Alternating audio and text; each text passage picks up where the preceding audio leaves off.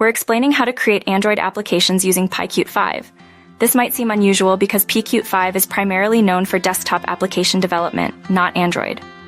The truth is, you can't directly use PyQt5 to build Android apps. PyQt5 relies on the Qt framework, and while Qt does offer cross-platform capabilities, its standard tools don't directly translate to Android's native environment. 1. The core problem lies in the differing underlying architectures.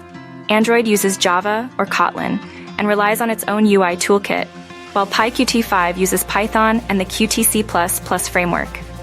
2. To achieve Android app development with Python-based GUI elements like those provided by PyQt5, you need an intermediary. This usually involves a technology that bridges the gap between your Python code and the Android system. 3.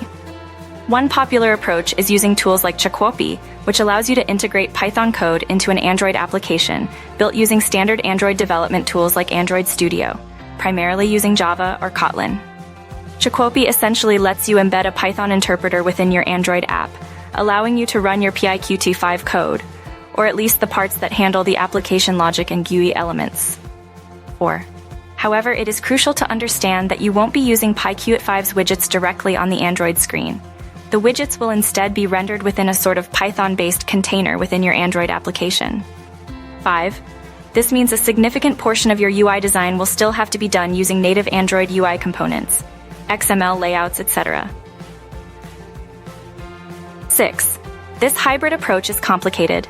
You'll be working with two distinct environments and needing to learn both Android development, Java, Kotlin, and Android Studio, and PyQt5 development in Python. 7. Therefore, while technically feasible, creating an Android application with PyQt5 is not a straightforward process.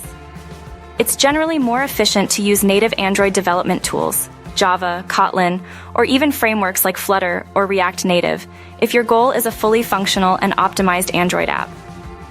8. However, if you have a specific reason to integrate PyQt5's features, perhaps a complex data visualization or a highly specific GUI layout, then exploring PyQt5 as a bridge is your best bet. Remember, it's a complex undertaking requiring a deep understanding of both Python/PyQt5 and Android development. 9. In summary, direct use of PyQt5 for Android development is not possible. You need an intermediary solution such as PyQt5, which allows for integration but necessitates significant work in both Python and Android development environments. Consider the complexity of this approach carefully before undertaking it.